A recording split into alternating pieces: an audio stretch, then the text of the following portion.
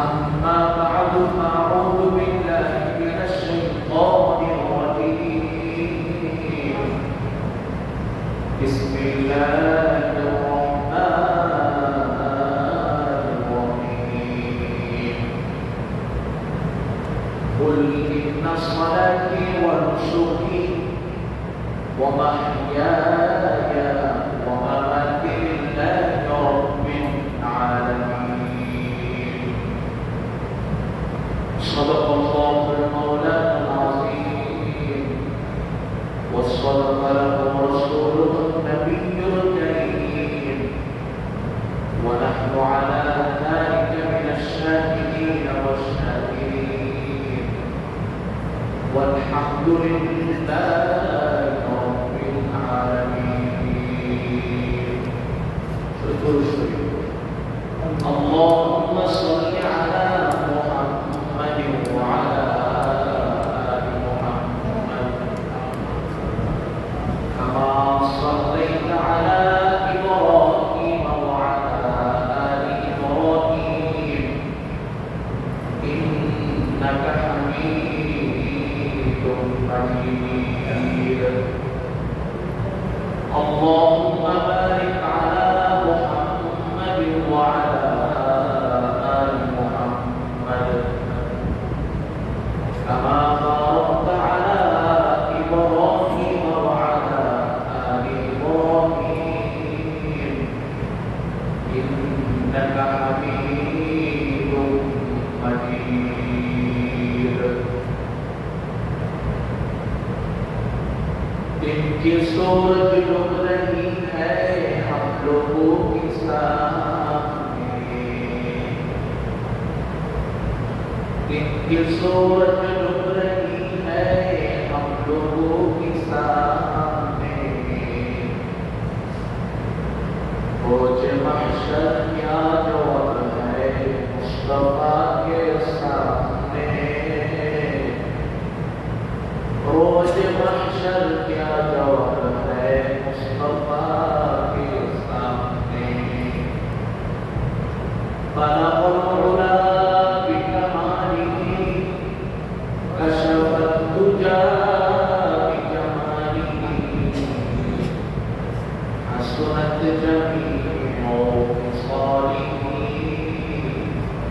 सल्लु अलैहि व आलिही. মহান আল্লাহ রাব্বুল আলামিনের দরবারে লক্ষ কোটি শুকরিয়া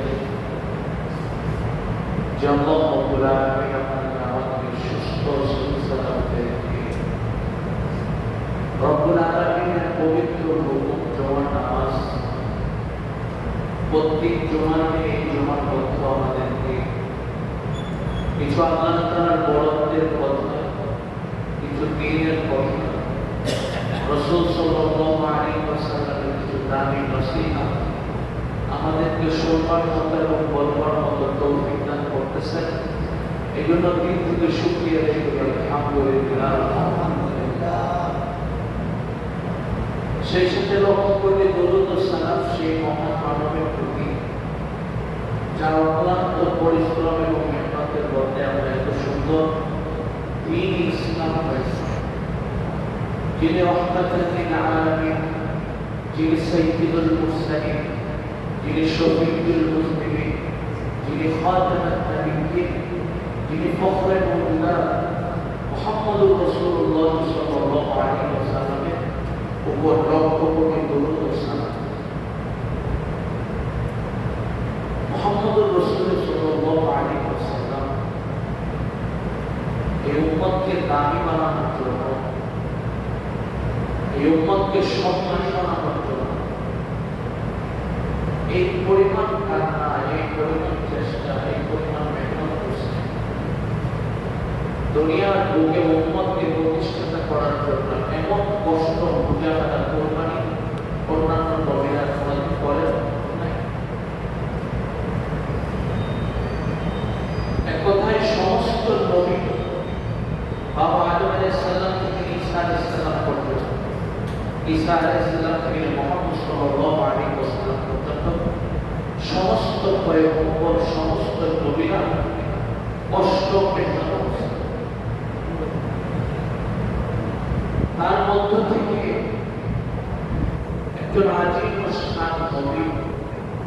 जिनका नाम है इब्राहिम अलैहिस्सलाम। इब्राहिम अलैहिस्सलाम के बोला है खलीलुल्लाह, अल्लाह ताला खलील, अल्लाह ताला महबूब, अल्लाह ताला आशिक। और मोहम्मद रसूलुल्लाह सल्लल्लाहु अलैहि वसल्लम के बोला है हबीबुल्लाह।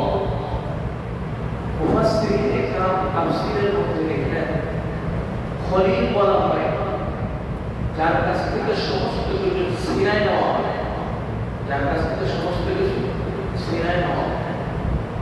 হাবিবুল্লাহ বলা হয় যাকে সমস্ত কিছু দান করা হয়। যেমন ইব্রাহিম খলিলুল্লাহ, তার কাছ থেকে তিনার পরিবার টুকরা সন্তানকে চাওয়াছে, কে চেয়েছে? আবার খলিলুল্লাহকে জ্বলন্ত আগুনের কুণ্ডলীর মধ্যে ফেলায় দেওয়া হয়েছে। আমাদের আয়েশা সিদ্দিকা রাদিয়াল্লাহু তাআলা হুজুর সাল্লাল্লাহু আলাইহি ওয়াসাল্লামকে জিজ্ঞাসা করে, ইয়া রাসূলুল্লাহ, কাল কিয়ামতের কঠিন মুসিবতের ময়দানের দিনে উম্মতরা কি অবস্থায় থাকবে? উম্মতরা কি অবস্থায়? রাসূল সাল্লাল্লাহু আলাইহি ওয়াসাল্লাম বলেন, কাল কিয়ামতের কঠিন মুসিবতের দিনে সারা দুনিয়ার উম্মতে মুহাম্মাদী যত নবী উম্মত আছে সবাই উলঙ্গ অবস্থায় থাকবে। কি অবস্থায় থাকবে? উলঙ্গ অবস্থায়। আমাদের আয়েশা সিদ্দিকা রাদিয়াল্লাহু আনহা লজ্জা পেয়ে গেলেন আর এই কথা বললেন, ইয়া রাসূলুল্লাহ, সেই মহিলারা উলঙ্গ অবস্থায় থাকবে? আল্লাহ রাসূল বলেন, হ্যাঁ, সেই উলঙ্গ অবস্থায় মহিলারা। আমাদের আয়েশা সিদ্দিকা রাদিয়াল্লাহু আনহা লজ্জা পাইলেন আর এই কথা বললেন, ইয়া রাসূলুল্লাহ, সেদিন একজন মানুষ আরেকজন মানুষের দিকে তাকাবে না? হুজুর সাল্লাল্লাহু আলাইহি ওয়াসাল্লাম বলেন, খোদার কসম করে বলতেছি, এক পরক পরিমাণ কোনো মানুষের দিকে কোনো মানুষ তাকাবে না। রব যে সারা দুনিয়ার মানুষের সামনে দাঁড়ায় থাকবে, এক হাত উপরে যার সূর্য থাকবে, সেই করুণ পরিস্থিতির মধ্যে সবাই আজকে ইয়া নাফসি বলবে, রব আমাকে বাঁচান, আমাকে বাঁচান। জান্নাত এবং জাহান্নামের ফয়সালা, চিরস্থায়ী শান্তি এবং চিরস্থায়ী জাহান্নামের ফয়সালা, সেদিন কোনো পুরুষ কোনো উলঙ্গ মহিলার দিকে তাকাবে না, কোনো মহিলা ও কোনো পুরুষের দিকে তাকাবে। এমন ভয়াবহ একটি আমাদের আয়েশা সিদ্দিকা রাদিয়াল্লাহু আনহা বলেন, ইয়া রাসূলুল্লাহ, ওই কিয়ামতের কঠিন পরিস্থিতির দিনে সর্বপ্রথম কাকে কাপড় পরানো হবে? সর্বপ্রথম কাকে কাপড় পরানো হবে? রাসূল করিম সাল্লাল্লাহু আলাইহি ওয়াসাল্লাম বলেন, সর্বপ্রথম জাতির পিতা ইব্রাহিম আলাইহিস সালামকে সর্বপ্রথম কাপড় পরিধান করা হবে। বলেন সুবহানাল্লাহ। চিন্তা করে দেখেন ইব্রাহিম আলাইহিস সালাম কেমন নবী, যেখানে সারা দুনিয়ার উম্মতে মুহাম্মাদী নবীরা পর্যন্ত পেরেশান। সেই ইব্রাহিম আলাইহিস সালামের গায়ের মধ্যে রব্বুল আলামিন নিজে সম্মানজনক পোশাক দান করলেন। কিতাবের মধ্যে আমাদের আয়েশা সিদ্দিকা রাদিয়াল্লাহু আনহা বলেন, ইয়া রাসূলুল্লাহ, ইব্রাহিম আলাইহিস সালামের চেয়ে যত দামি নবীরা আছে, যেখানে আদম আলাইহিস সালাম আছে, শীষ আলাইহিস সালাম আছে, আরো বড় বড় নবীরা আছে, তারপর ইব্রাহিম আলাইহিস সালামকে কেন পড়ানো হবে? হুজুর সাল্লাল্লাহু আলাইহি ওয়াসাল্লাম বলেন, ইব্রাহিম আলাইহিস সালামকে যখন আগুনের কুণ্ডলীর মধ্যে, অর্থাৎ আগুনের উত্তপ্ত হয়ে আগুনের তীব্রতার মধ্যে যখন ইব্রাহিম আলাইহিস সালামকে ফালানো হয়েছিল, তখন তাকে উলঙ্গ অবস্থায় আগুনের মধ্যে ফেলেছে। কিভাবে? উলঙ্গ অবস্থায় আগুনের মধ্যে ফেলেছে। এজন্য মুহাম্মদ সাল্লাল্লাহু আলাইহি ওয়াসাল্লাম বলেন, রব সেই ঘোষণা দিয়েছে, ইব্রাহিম, আজকে সারা দুনিয়ার মানুষ তোমাকে কষ্ট দিতে পারে, সারা দুনিয়ার মানুষ সবচেয়ে কষ্ট দেয় স্থানের মধ্যে তোমাকে কষ্ট দিতে পারে, কিন্তু ইব্রাহিম তুমি শোনো, যেদিন সারা দুনিয়ার মানুষ যেদিন আগুনের উত্তাপের কারণে সবাই উলঙ্গ অবস্থায় থাকবে, যে কিয়ামতের মাঠ সংগঠিত হবে ইব্রাহিম, সেই দিন তোমাকে আমি রব্বুল আলামিন জান্নাতের উত্তম পোশাক তোমাকে পরিধান করায় সারা দুনিয়ার সাথে সম্মানী বানাবো। ইব্রাহিম আলাইহিস সালাম আল্লাহ তাআলা এত বেশি ভালোবাসেন, ইব্রাহিম আলাইহিস সালাম আল্লাহ তাআলা এত বেশি ভালোবাসেন। একদিন ঘটনা চট করে দেখেন, মালাকুল মউত ইব্রাহিম আলাইহিস সালামকে জান কবজ করার জন্য আসে। ইব্রাহিম আলাইহিস সালামের কাছে যখন মালাকুল মউত আসে আর এই কথা বলছে, রব আপনাকে রবের কাছে যাইতে বলছে, রব আপনাকে রবের কাছে যাইতে বলছে, অর্থাৎ আপনার দুনিয়াতে থাকার মেয়াদ শেষ। তো ইব্রাহিম খলিল বলে রবকে যাই এই কথা আগে বলে আসে, কোন বন্ধুকে তার বন্ধু জান কবজ করতে পারে না, কোন বন্ধুকে জান কবজ করতে পারে, এটা আবার কেমন সম্ভব? দুনিয়ার মধ্যে কোন বন্ধুকে জবাই করতে পারে যারা অত্যন্ত মহব্বতের পারে, বরঞ্চ বন্ধুর জন্য পরিচয়টা দিয়ে তো মালাকুল মউতকে বলছে, মালাকুল মউত যাও তুমি আল্লাহ তাআলাকে বলো যে বন্ধুকে কি কোনোদিন আবার নিয়ে যাওয়া যায়, মৃত্যুবরণ করানো যায়, এটা কেমন বন্ধুর পরিচয়? মালাকুল মউত সঙ্গে সঙ্গে রব্বুল আলামিনের কাছে গেছেন, যাওয়ার পরে বলেন ইয়া আল্লাহ, ইব্রাহিম আলাইহিস সালাম বলছেন যে আপনার বন্ধুকে আপনি কিভাবে দুনিয়ার জমিন থেকে আসমানে নিয়ে আসবেন, এটা তো ইব্রাহিম আলাইহিস সালাম পছন্দ করতেছেন না। এবারে মালাকুল মউত আল্লাহ রাব্বুল আলামিন বলেন যাও তুমি আমার বন্ধুকে এই কথা বলবা যে বন্ধুর অপেক্ষায় যদি আরেকজন বন্ধু অপেক্ষা করে, সেই বন্ধু শান্তিতে কোনোদিন থাকতে পারে না। আমি আমার বন্ধুর অপেক্ষায় আছি, আমি তো শান্তিতে নাই। সে দুনিয়ার জমিনে আমি সে আসে আসি না, আমি তো শান্তি পাচ্ছি। যাও এই কথা বল। মালাকুল মউত আসে যখন ইব্রাহিম আলাইহিস সালাম এই কথা বলেন, আপনাকে তো আল্লাহ তাআলা বলছে, আপনার জন্য আল্লাহ তাআলা পেরেশান বেচাই হয়ে গেছে, আল্লাহ তাআলা বন্ধুকে ছাড়া মালিক করতে পারতেছে। ইব্রাহিম আলাইহিস সালাম সঙ্গে সঙ্গে বলেন, যেই বন্ধু আমার জন্য পেরেশানি করতেছে, আমার জন্য অপেক্ষা করতেছে, এ মালাকুল মউত তুমি আমাকে এখনই জানতে বলতে, আমি এখনই চলে যাব। ইব্রাহিম আলাইহিস সালাম এত পরিমাণ সম্মানজনক রব্বুল আলামিনের কাছে কিভাবে হয়ে গেল, নাম কিভাবে? আসলে ইব্রাহিম আলাইহিস সালাম খলিল, আল্লাহ তাআলার মাহবুব, আশিক। ইব্রাহিম আলাইহিস সালাম এত পরিমাণ অভাব অনটনের মধ্যে থাকতেন, কিতাবের মধ্যে দেখেন ইব্রাহিম আলাইহিস সালাম কোনদিন তিনার জীবনের মধ্যে কোনদিন মেহমান ছাড়া এক ওয়াক্ত কোনদিন খাবার খান নাই, মেহমান ছাড়া এক ওয়াক্ত জিন্দেগির মধ্যে খানা খান, অথচ নিজে চলতে পারতেন না। সাহাবায়ে কেরাম রাদিয়াল্লাহু তাআলা আনহুম ছিলেন, জীবনকে বানাইছেন, দামি বানাইছেন, অথচ আমাদের পকেট থেকে এক কাপ চায়ের টাকা গেলে হয়ে যেতে আমাদের পানি শুকায় না, আর এক কাপ চায়ের টাকা চলে গেল, বুঝাতে পারবেন? হ্যাঁ, কিন্তু তারা জীবনকে বানাইছে। যেমন আপনাদের ছোট্ট একটা ঘটনা বলি, হযরত উসমান গনি রাদিয়াল্লাহু তাআলা রাসূল কারীম সাল্লাল্লাহু আলাইহি ওয়াসাল্লামের সামনে একজন মেহমান গেলেন, আর মেহমান যাওয়ার পরে বলতেছেন, ইয়া রাসূলুল্লাহ, আমাকে খাবারের ব্যবস্থা করেন, আমি অনেক অভাবগ্রস্তর মধ্যে আছি। আল্লাহ রাসূল সাল্লাল্লাহু আলাইহি ওয়াসাল্লাম উসমান গনিকে বেশি পছন্দ করেন, আর তিনি জিন দুরাই দুই গুণের অধিকারী। আল্লাহ রাসূলের দুই মেয়েকে কি করছে? বিয়ে করছে, দুই নূরের অধিকারী। আল্লাহ তো বলে, যাও তুমি উসমান গনির বাসার মধ্যে যাও, উসমান গনির বাসা।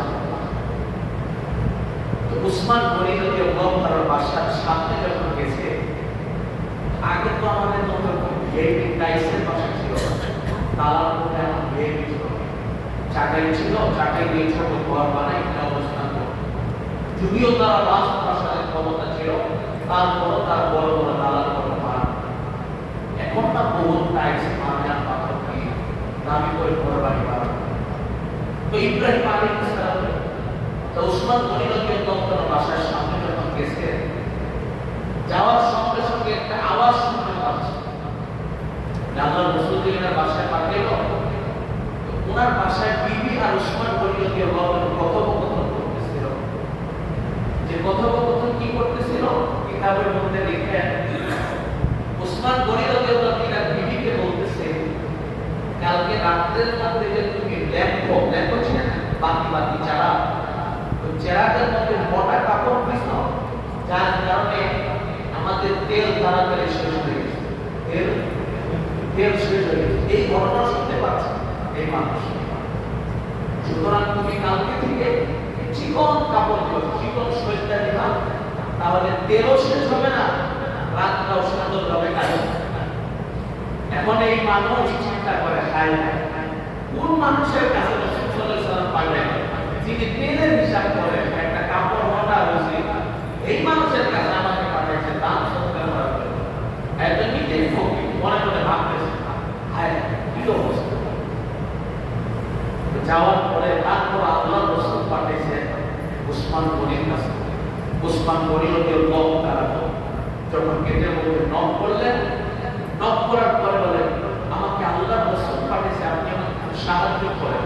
এখনো মনে করেছেন এই আমাকে সাহায্য করবে, এলেন তো তেলেই নাই, চেহারার মধ্যে তেলেই থাকে না, কাপড় মোটা নাচি করে এটার হিসাব যে করে সে আমাকে কি দান করবে, এই জন্য মনটা খারাপ। উসমান গনি রাদিয়াল্লাহু তাআলা ইসলামের ইতিহাসের মধ্যে তিনার মতো ধনী মানুষ এবং বড় দিলের মানুষ দুনিয়ার মধ্যে কেউ ছিলেন। উসমান গনি রাদিয়াল্লাহু তাআলা ঘরের মধ্যে গেছেন, কিতাবের মধ্যে দেখেন 500 শতরত্ন একটা ঘড়ির মধ্যে নিয়ে আসে, ওই মানুষের হাতের মধ্যে দিয়েছে। ওই মানুষের কি বলতেছে বলেন না সুবহানাল্লাহ। 500 স্বর্ণ মুদ্রা একটা ঘড়িতে আনে এক সামনে দিয়েছে। যে কোনদিন কল্পনাই করে নিতে এই মানুষ আমাকে 1 টাকাও দিতে পারবে কিনা সত্ত্বেও সেই মানুষ 500 স্বর্ণ মুদ্রা দিয়েছে। এই মানুষ অবাক হয়ে গেছে, একদম পেরেশান, কেমনে সম্ভব এতগুলো টাকা এতগুলো এমনি দিয়ে দিল। বুঝলেন, চেয়ারম্যান সাহেবের কাছে 10,000 টাকা দিতে গেছে, চেয়ারম্যান সাহেব দিয়েছে 10 লাখ। মানুষ তো পেরেশান হয়ে যাবে না? তো আল্লাহ রাসূল সাল্লাল্লাহু আলাইহি ওয়াসাল্লাম পাঠিয়েছেন এই মহব্বতে তিনি দিয়েছেন। এবারে উসমান গনি রাদিয়াল্লাহু তাআলা বলতেছেন, ভাই আপনি ল্যাম্প আর চেরাগ বাতির তেলের হিসাব করেন, আবার এত পরিমাণ দান করেন। শোনো, ল্যাম্প আর তেলের হিসাব করে এটা তো দুনিয়াতেই শেষ, আর তোমাকে যে আমি টাকা দিলাম, তোমাকে যে সম্পদ আমি দিলাম, এটা তো আমি আখিরাতে ধনভাণ্ডারে যখন জমা রাখবো, সেটা তো আমার শেষ হয়ে যায়। এইরকম ছিলেন সাহাবায়ে কেরাম রাদিয়াল্লাহু তাআলা। এজন্য আমাদের সামনে ইব্রাহিম আলাইহিস সালামের স্মরণে জিলহজ মাস কুরবানি আসতেছে, ঠিক না?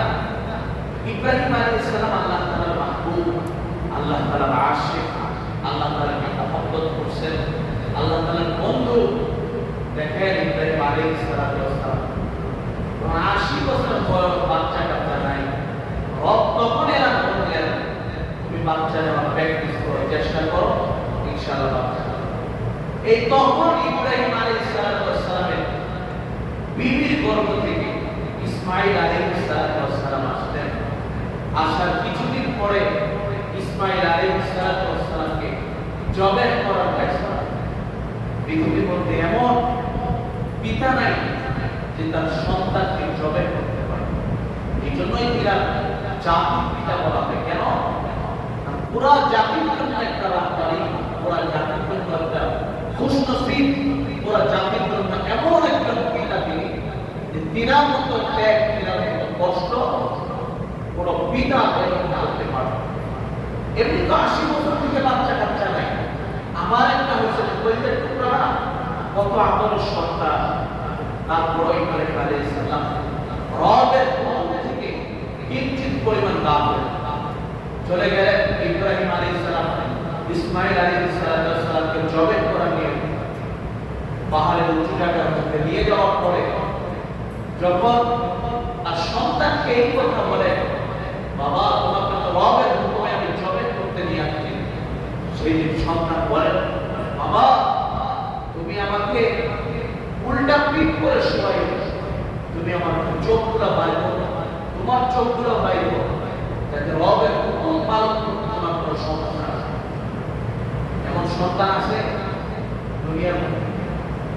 কিতাবের মধ্যে লেখেন যখন ইব্রাহিম আলাইহিস সালাম ওই সন্তানের উপর দিয়ে যখন ছুরি চালাইতেছিল, আসমানের মধ্যে যত ফেরেশতা আছে সবাই একসাথে আল্লাহু আকবার বলছিল। কি বলছিল?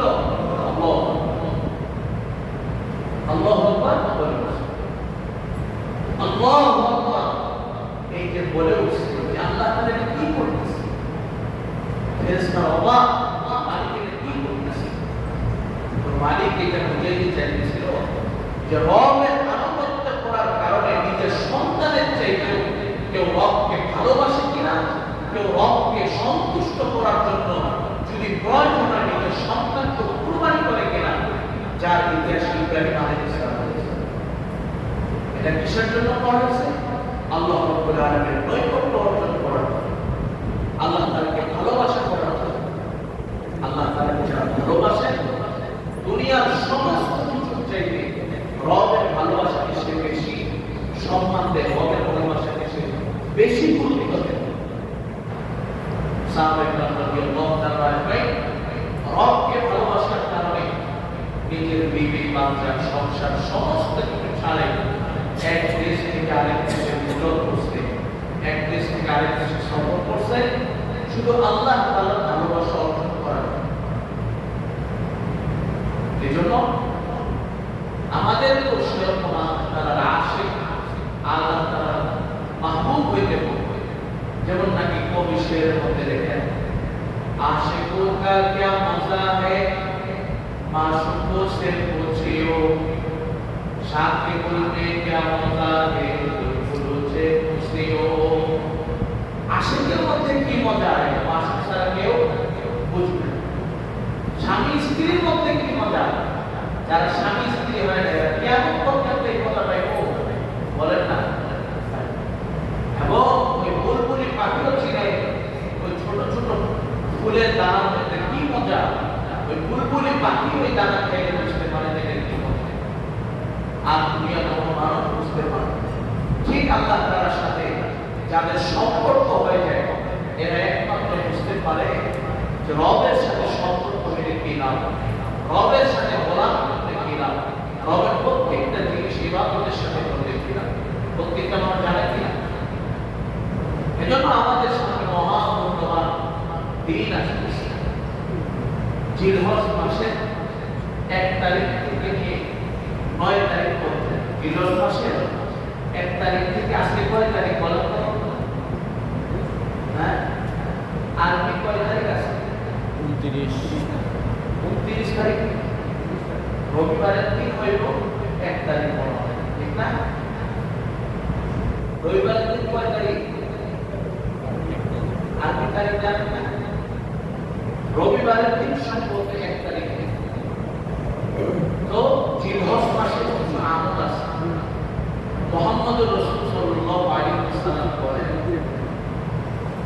এই জিলহজ মাসে 1 থেকে নিয়ে 9 তারিখ পর্যন্ত, অর্থাৎ 1 থেকে নিয়ে 8 তারিখ পর্যন্ত যদি কোনো বান্দা এই প্রত্যেকদিন রোজা দেয়, প্রত্যেকদিন রোজা দেয়, 8 বছর নফল ইবাদত করলে যে পরিমাণ সওয়াব আল্লাহ তাআলা এই 8টা রোজা, অর্থাৎ 1 তারিখ থেকে 8 তারিখ পর্যন্ত রোজা দিলে এই পরিমাণ তার আমলনামায় আল্লাহ তাআলা সওয়াব দান করবেন।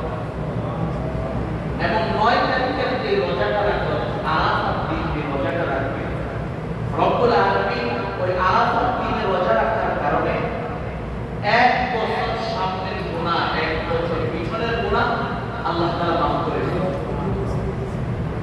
মুহাম্মদ সাল্লাল্লাহু আলাইহি ওয়াসাল্লামের কাছে সাহাবায়ে কেরাম রাদিয়াল্লাহু তাআলা জিজ্ঞাসা করলেন, ইয়া রাসূলুল্লাহ, কিছু দিনের বর্ণনা আমাদেরকে দিন এই দিনগুলো মালিকের কাছে পছন্দনীয়।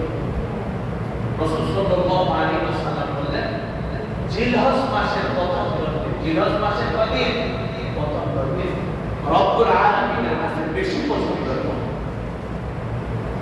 সাহাবায়ে কেরাম রাদিয়াল্লাহু তাআলা আপনাকে বললেন এই দিনগুলোর মধ্যে যদি কেউ রাত্রিবেলা ইবাদত করে, আল্লাহ তাআলার গোলামি করে, নফল নামাজ পড়ে, তাহাজ্জুদ পড়ে, সালাতুল হাজাত পড়ে, নিজের প্রয়োজনীয় যত কিছু আছে মালিকের কাছে যায়, প্রত্যেক দিনের মধ্যে সবে কদর রাতে ইবাদত করলে যে পরিমাণ সওয়াব, আল্লাহ তাআলা তাকে এই পরিমাণ সওয়াব দেন। সবাই করবো ইনশাআল্লাহ। যেমন আল্লাহ রাসূল সাল্লাল্লাহু আলাইহি ওয়াসাল্লামের কাছে বললেন ইয়া রাসূলুল্লাহ এই দিনগুলোর মধ্যে কিছু আমল আমাদেরকে শিখাবেন। আল্লাহ রাসূল সাল্লাল্লাহু আলাইহি ওয়াসাল্লাম বলেন এই দিনগুলোর মধ্যে বেশি বেশি তোমরা জিকির করবা। কি করবা? জিকির করবা। সাহাবায়ে কেরাম রাদিয়াল্লাহু তাআলা আনহুম জিজ্ঞাসা করলেন ইয়া রাসূলুল্লাহ কি জিকির করব? আল্লাহ রাসূল সাল্লাল্লাহু আলাইহি ওয়াসাল্লাম বলেন বেশি বেশি করে লা ইলাহা ইল্লাল্লাহ মুহাম্মাদুর রাসূলুল্লাহ সুবহানাল্লাহ ওয়ালহামদুলিল্লাহ ওয়া লা ইলাহা ইল্লাল্লাহ আল্লাহু আকবার। এই দুরূদ শরীফগুলো, এই জিকিরগুলো বেশি বেশি করে পড়ুন। কোন 10 দিনের মধ্যে? এই যে জিলহজ মাসের 10 তারিখ আছে, এই দিনগুলোর মধ্যে আমরা কি করব? বেশি করে জিকির করব। নম্বর 2 বেশি বেশি করে সাদকা করব। কি করব? সাদকা। আল্লাহ রাসূল বলেন ক্বালা নবী সাল্লাল্লাহু আলাইহি ওয়াসাল্লাম as-সাদকাতু তারুদ্দুল বালা, অর্থাৎ যে ব্যক্তি সাদকা করে সেই ব্যক্তির সমস্ত বালা মুসিবত দূর করে দেন আল্লাহ। যারা সাদকা করে, যারা রব্বুল আলামিনকে খুশি রাখার জন্য আল্লাহর রাস্তায় মাল খরচ করে, as-সাদকাতু তারুদ্দুল বালা, এই সাদকা করার কারণে তার বালা মুসিবত আল্লাহ তাআলা দূর করে দেন। এবং সাদকা করার কারণে আল্লাহ তাআলা মানুষের হায়াত বৃদ্ধি করে, হায়াত বৃদ্ধি করে। এজন্য আমরা সাদকা করব। নম্বর 3 বেশি বেশি করে তাকবীর করব। বেশি বেশি কি করব? তাকবীর আমরা করব। এবং সবচেয়ে উত্তম হলো তাকবীর পড়া 9 তারিখ সুবহ সাদিক থেকে নিয়ে 13 তারিখ আসর পর্যন্ত, 9 তারিখ সুবহ সাদিক থেকে নিয়ে 13 তারিখ আসর পর্যন্ত আমরা তাকবীর পড়ব। আল্লাহু আকবার, আল্লাহু আকবার, লা ইলাহা ইল্লাল্লাহ, আল্লাহু আকবার, আল্লাহু আকবার, ওয়া লিল্লাহিল হামদ। এবং যারা আমরা কুরবানি করব এবং যারা কুরবানি করব না, উভয়ের মধ্যে একটা দামি সওয়াব রাসূল সাল্লাল্লাহু আলাইহি ওয়াসাল্লাম বলেছেন।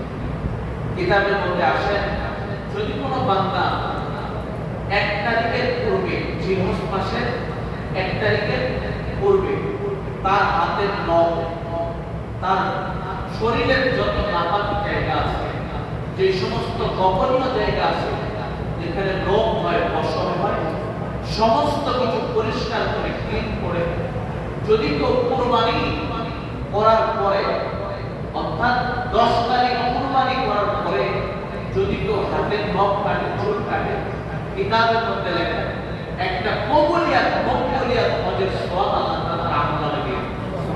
এবং শুধু তাই নয়, হজের সওয়াব তো দেবেন, কবুলিয়াত কুরবানির সওয়াব আল্লাহ তাআলা আমলে দিয়ে। এইজন্য আমরা সবাই কি করব? 1 তারিখে আসার পূর্বে আমাদের শরীরের অঙ্গ প্রত্যঙ্গের যত কিছু পরিষ্কার করার প্রয়োজন সমস্ত কিছু পরিষ্কার করে হাতের নখ, চুল সবকিছু কাটাবো। এবং কুরবানির পরে আমরা এগুলো কি করব? আবার কাটাবো। পারবো না ইনশাআল্লাহ? আল্লাহ রাসূলের কাছে গেলেন, ইয়া রাসূলুল্লাহ আমাদের তো কুরবানি করার সামর্থ্য নাই, আমরা কি করব? আমরা কিভাবে কুরবানির ফজিলত অর্জন করব? কিভাবে কুরবানির পরিপূর্ণ সওয়াব পাবো? আল্লাহ রাসূল বললেন তোমরা 1 তারিখের পূর্বে যদি তোমাদের শরীরের অঙ্গ প্রত্যঙ্গের নখ, চুল সমস্ত কিছু ভাবে সব পরিষ্কার করো এবং কুরবানির পরবর্তী যদি তোমাদের নখ চুল কাটাও, তো কবুলিয়াত একটা তোমরা কুরবানির সওয়াব পাইবে। আর ইনশাআল্লাহ এখনকার যুগের অবস্থা হইল কুরবানির আগের দিন আমাকে শেভ করতে হবে, কুরবানির আগের দিন বিয়া বাড়ি এরকম অবস্থা, বুঝলেন? আল্লাহ রাসূল বলল একরকম, এরপরে আর একরকম। কুরবানির আগের দিন দেখবেন পুরো সেলুনগুলো কোথাও ফাঁকা নেই, চুল কাটবেন এটা ফাঁকা পাবে, এত ব্যস্ত। কেন আল্লাহ রাসূল যে বলছে তোমরা 1 তারিখ থেকে নিয়ে 10 তারিখ কুরবানির দিন পরে কাটো, তাহলে একটা কবুলিয়াত তোমরা কুরবানির সওয়াব পাইবা। কিন্তু এই কথাটা মানুষ আমল করে না। মানুষ আল্লাহ রাসূলের সুন্নাতগুলো না আদায় করার কারণে ইব্রাহিম আলাইহিস সালামের এই দামি জিনিস কুরবানির গোপন আকামটা নিজের ইবাদতের সাথে না পালন করার কারণে মানুষ আজকে এত ক্ষতিগ্রস্ত, এত নকশায়। আমরা তো কয়টা জিনিস শিখলাম ভাই, এই কয়েকদিনের মধ্যে আমরা কি ঝগড়া ফাসাদ করবো না? কি করবো না? ঝগড়া ফাসাদ করবো না। বেশি পরিমাণ আল্লাহ তাআলার কাছে তওবা করব। কি করব? তওবা। এই কয়েকদিনের মধ্যে যদি আপনারা তওবা করেন, রব বলে আমি অবশ্যই যেহেতু এই 8 দিন, এই 9 দিন, এই 10 দিন তোমাদেরকে ইবাদত করার মতো সুযোগ দান করছি, সুতরাং তোমরা যদি এই রাতগুলোর মধ্যে তওবা করো, আমি আল্লাহ তাআলা তোমাদের তওবাগুলোকে কবুল করব। সুবহানাল্লাহ। এবং তোমাদের যা কিছু প্রয়োজন এই জিলহজ মাসের এই 10 দিনের মধ্যে আমি আল্লাহ তাআলার কাছে চাও, আমি আল্লাহ তাআলা তোমাদের সমস্ত কিছুগুলো দান করব। তো তোমাদের জন্য যেটা ভালাই কল্যাণ সেটা পাইবা, যেটা খারাপ সেটা তো পাবো। এই জন্য অনেক মানুষ দোয়া করে, দোয়া করলাম কিন্তু পাইলাম না। আরে আপনার জন্য যেটা ভালাই রব আপনাকে সেটা দান করবে, পেরেশান হওয়ার কিছুই নেই। এই জন্য আল্লাহ তাআলার কাছে বেশি পরিমাণ করে শুকরিয়া আদায় করবেন এবং আল্লাহ তাআলা এই সমস্ত হুকুম আহকামগুলো আমরা সবাই মেনে আমাদের জীবনকে দামি বানানোর চেষ্টা করব। আমাদের জীবনকে রব্বুল আলামিনের কাছে উন্নত বানাইতে হবে, রব্বুল আলামিনের কাছে দামি বানাইতে হবে। যখন দামি বানাবো, রব আমাদেরকে সমস্ত কিছু দান করবে। ছোট্ট মেসাল দিলে আপনারা বুঝবেন, এক পিতা বিদেশে থাকে, তো বিদেশে থাকে সন্তানদের টাকা পাঠায়, তো পিয়নের মাধ্যমে টাকা আসে। তার মাধ্যমে পিয়নের মাধ্যমে, ডাক পিয়ন যারা আছে, ডাক পিয়নের মাধ্যমে বাসার মধ্যে টাকা আসে। কিন্তু ছোট বাচ্চা ডাক পিয়ন তার কাছে টাকা দেয়, চকলেট দেয়, মনে করে সব কিছু আমাকে ডাক পিয়নে দেয়, মনে আমার বাপ। কিন্তু আসল একজন আছে কিনা? আসল তো একজন মালিক আছে যিনি বিদেশে থাকে, যিনি ডাক পিয়নের মাধ্যমে চকলেট সমস্ত কিছু পাঠায়। কিন্তু সন্তানের মহব্বত এই মানুষের সাথে জুড়ে যাওয়ার কারণে এই মানুষ আল্লাহ তাআলার অন্তর্ভুক্ত হয় না, নিজের পিতাকে চিনে না। ঠিক রব্বুল আলামিন দুনিয়ার মধ্যে সমস্ত কিছু দান করেন, সমস্ত কিছু আল্লাহ তাআলাই দেন, কিন্তু মানুষ দুনিয়ার কাছ থেকে চাকরির মাধ্যমে পায়, জমি জায়গার মাধ্যমে পায়, ব্যবসা বাণিজ্যের মাধ্যমে পায়। যার কারণে মানুষ মনে করে আমাকে চাকরি দেয়, আমাকে ব্যবসা বাণিজ্য দেয়, আমাকে মনে হয় অমুক ক্ষেত খামারে আমাকে টাকা পয়সা দেয়। না, এটা ভুল চিন্তা চেতনা। আসমান থেকে একজন মালিক আপনার তকদিরের মধ্যে এগুলো রাখছেন, এই জন্য আপনি এগুলো পাচ্ছেন। এই জন্য সমস্ত কিছু কাজ শুকিয়ে দেয় করবো ভাই, আল্লাহ তারা শুকিয়ে দেবে। এই জন্য জিলহজ মাসের কিছু আমলগুলো আমরা শুনি। 1 নম্বর আমল, বেশি বেশি করে সদকা করা, বেশি বেশি কি করা? সদকা করা। নম্বর 2, বেশি বেশি করে জিকির আজকার করা। নম্বর 2 কি? বেশি বেশি করে জিকির আজকার করা। নম্বর 3, হাতের নখ চুল এগুলা 1 তারিখ থেকে নিয়ে 1 তারিখের পূর্বে থেকে নিয়ে 10 তারিখের পরে কাটা, তাহলে কবুলিয়াত একটা কুরবানির আপনি সওয়াব পাবেন।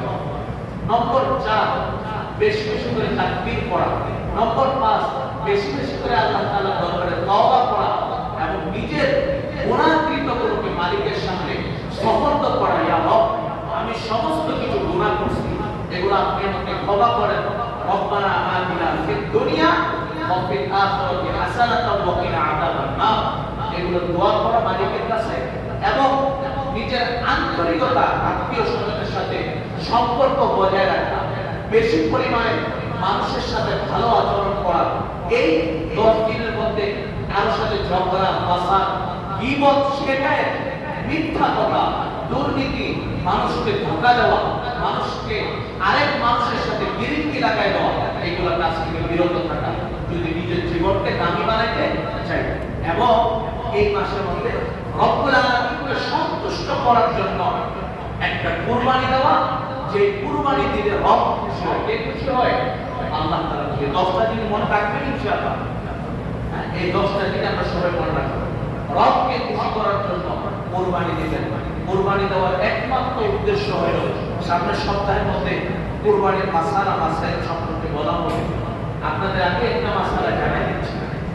কুরবানি হইল রবের সন্তুষ্টির জন্য নাকি আপনার খানাপিনা করার জন্য? বলেন। একটা বিষয় সবাই মনে রাখেন, কিতাবের মধ্যে লেখেন, যারা বেশি পরিমাণ কুরবানির পশু নিয়ে হাঙ্গামা করে, এই গরু পশু এত কেজি হইব, কেমন হইব, দাম বেশি কম ইয়া হওয়া, বুঝেন নাই?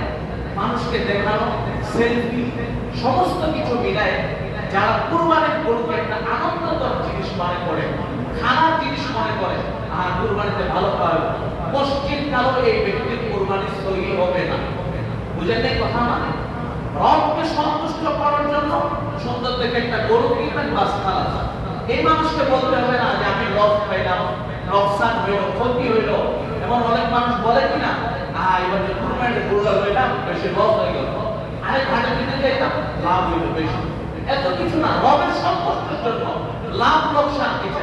রবকে সন্তুষ্ট হবে, আমার রব খুশি হবে, আমার রবের খুশির জন্য আমি একটা পালাই দিব। দুনিয়ার কোনো মানুষ খুশি হোক বা না হোক, আমি তো খুশি হইলাম। কি বলেন? পারবো না ইনশাআল্লাহ? এই জন্য আল্লাহ তাআলার সন্তুষ্টির জন্য আমরা কুরবানি করব। আল্লাহ তাআলার সন্তুষ্টির জন্য আমরা এই ইবাদতগুলো করব, সমস্ত গুনাহ থেকে আমরা বেঁচে থাকবো। পারবো তো ইনশাআল্লাহ? বিশেষ করে জওয়ান যারা আছে, বেশি পরিমাণ এই 8-10 দিন একদিনও নামাজ কাজা করে না। পারবেন না ইনশাআল্লাহ? যত মুসল্লি আসছে কেউ নামাজ কাজা করে না। আল্লাহ রাসূল বলেন, একদিন সবে কদরের রাতে ইবাদত করলে যেই পরিমাণ সওয়াব আল্লাহ তাআলা আপনার আমলনামে এই পরিমাণ সওয়াব দিবেন। সুতরাং সুযোগ পাইছি আমরা আল্লাহ তাআলার নৈকট্য হাসিল করার জন্য। এজন্য আল্লাহ তাআলার নৈকট্য হাসিল করে সবাইকে রব্বুল আলামিনের দামি বান্দা হিসেবে কবুল করো। ওয়া আখিরি দাওয়ানা আলহামদুলিল্লাহ। যারা সুন্নাত পড়েন